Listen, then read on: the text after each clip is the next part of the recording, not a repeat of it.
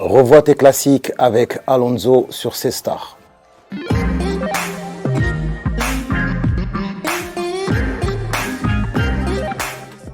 Premier album, titre Braquage vocal. C'est dramatique music, tombe même pas que collègue. Je vais leur cabrer sur la tête en compète collègue. La couronne, que des gueux me la lèguent. Je suis le peuple, je suis de ceux qui subissent les règles. C'est un format, on va dire, on appelle ça des longs titres sans refrain. Il n'y a pas de refrain, je crois que je rappe pendant au moins 5-6 minutes. C'est un morceau où je me dévoile énormément, qui me ressemble beaucoup et qui me suit jusqu'à maintenant. Je sais où je l'ai enregistré, chez mon DJ Sia, qui nous a quittés. Dans sa chambre, c'est lui qui me l'a enregistré et c'est un morceau avec énormément d'énergie. Je parlais de ma fille, une histoire vraie en plus qui m'est arrivée, où j'avais fait une petite punchline où j'ai dit à 17 ans, je tenais le biberon, je faisais des gages pendant que les gens écoutaient mon son sur Skyrock. À 17 ans, je tenais le biberon.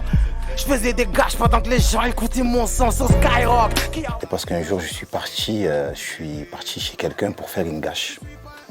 Donc j'étais en train de peindre la cuisine de sa mère. Moi je me suis dit, il n'y a pas de jeune, tout va bien. Et l'album des Psychiatres était déjà sorti. Hein. Je peins, et j'entends l'intro de l'album. Je dis non, c'est pas possible, qu'est-ce qui m'arrive? Et je vois un jeune rentrer dans la cuisine et il me voit, il a failli tomber dans les pommes. La belle vie parce que c'est le premier extrait de l'album Règlement de compte, donc mon 3e album. Voilà, l'album que j'appelle moi la revanche. Je pense que c'est le premier, on va dire, vrai hit d'Alonso en solo. On s'en bat les couilles, on va à Maranello. Le Saint se marie, cheval cabré sur le capot. On a les pneus neufs, on bombarde jusqu'à la cour.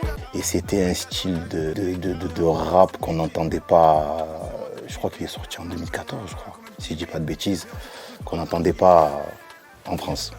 J'étais très confiant parce qu'avant d'envoyer ce titre, j'avais fait déjà un gros travail où j'avais envoyé des freestyles et je voyais déjà que ça prenait énormément. Donc sincèrement, j'étais très confiant, mais je ne m'attendais pas à un tel accueil quand même. C'est Finilé que j'ai enregistré pour justement le premier volet de Capo des Capis, volume 1. J'ai tout niqué avec la psychiatre, tu le sais. Mes amis d'enfance me croisent, ils m'offensent, ils me disent Cassim Finilé. C'est un morceau où je pose le micro par terre et je n'ai plus besoin de chanter. Tout le long, en club, en concert, n'importe où.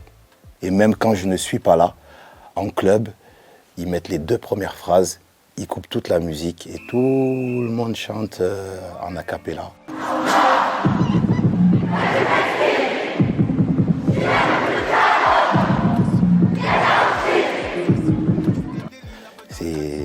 C'est une magie qui est difficilement retrouvable. C'était bizarre parce que moi j'enregistre beaucoup en studio et là j'avais pris l'instru avec moi, j'avais fait une top line, la mélodie du morceau, mais j'avais pas écrit en studio.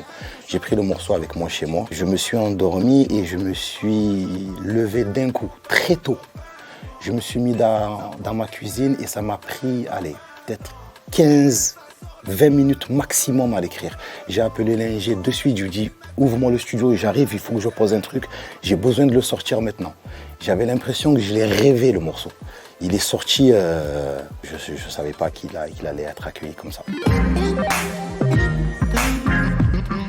Il y a l'extrait Capo que j'ai clippé, que j'aime beaucoup. Je suis visionnaire, je suis trentenaire, jamais sans mes partenaires. Vise la tête ou baisse ton arme, ou c'est moi qui vais le faire. J'ai fait beaucoup de papiers, mais j'ai le mal du métier. Désolé. Que je donne beaucoup de ma personne à l'intérieur, je parle beaucoup de moi. Donc déjà celui-là, ça serait bien.